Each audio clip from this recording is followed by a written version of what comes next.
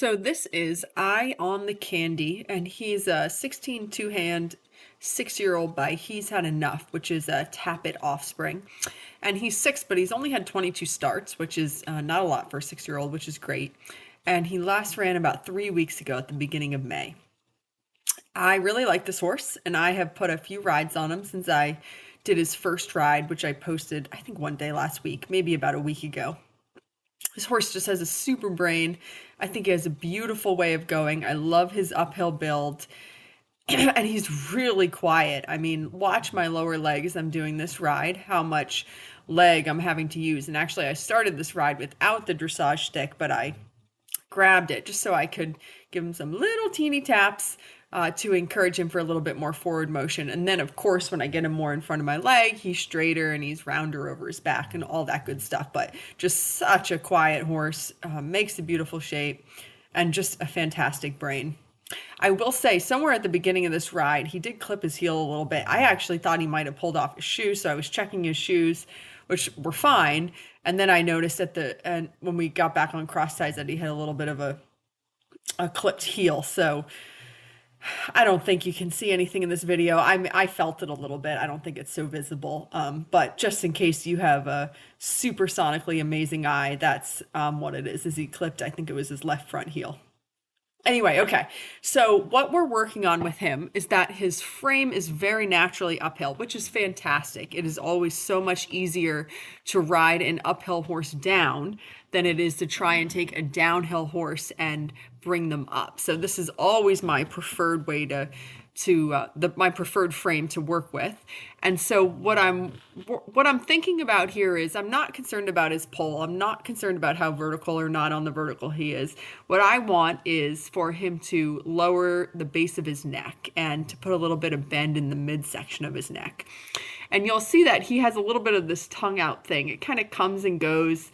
It's never all the time, but it really is a little bit of like the ultimate tell, really, on when you have his jaw nice and soft and relaxed, and you get that bend in the middle of his neck, and you get him to lower the whole frame of his neck a little bit, then the tongue stays in. And when you lose it and you add that little bit of tension, or the frame of the neck lifts, and that's not what we want, of course, because then as that happens, the back goes down. So we want the back to come up and the middle of the neck and the base of the neck to go down. But anyway, as you lose it, if it goes in the wrong direction, that's when that little tongue pokes up. So it really, for me, is just like the ultimate tell as to how correct or maybe faking the frame is in the moment. And anyway, so it comes and it goes, and I did very slightly lower his price because I know for some people that will just be a huge turnoff. For me, it's kind of, I've had multiple horses over the years that have done that, and I find that it gets less with time and, of course, correct training. And his seems very directly related to me, to how true the connection is, how soft he is, how supple he is in his jaw. So I really do believe that with training, it will probably completely go away, but nonetheless.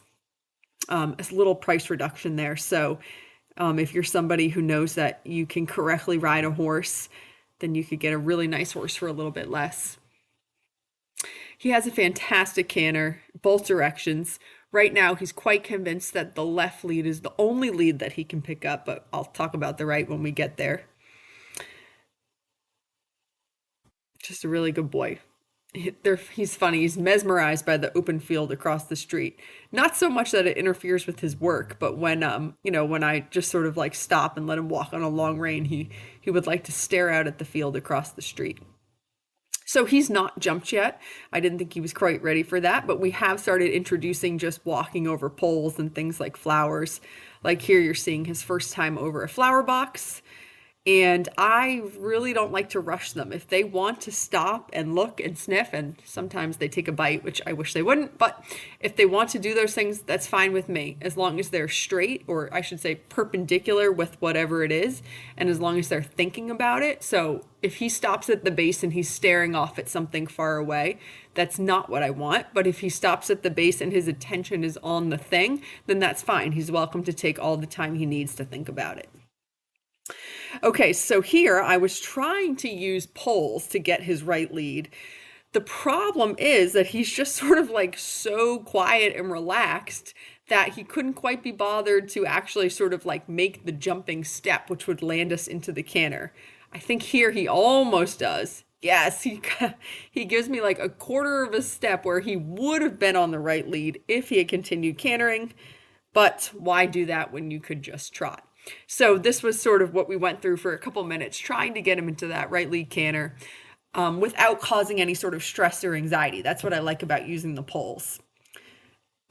However, he was just saying, I'm too relaxed for this. You can't make me canter over these poles. And again, there, if he had his foot position was in the right spot to pick up the right canter, but he decided to opt for the trot. So anyway, nonetheless, we get the left canter. I decide to be brave and canter some poles, and he does a beautiful change over the poles to his right lead. So that was very good. I will have to remember that for next time.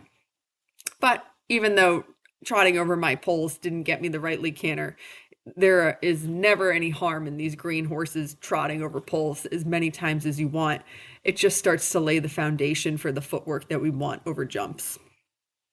So even though he's not convinced that he can pick up the right lead, once he has the right lead, it is just as lovely as the left lead. Beautiful uphill canter, very balanced within himself, does not take a lot of regulation from his rider to keep his rhythm or tempo or frame.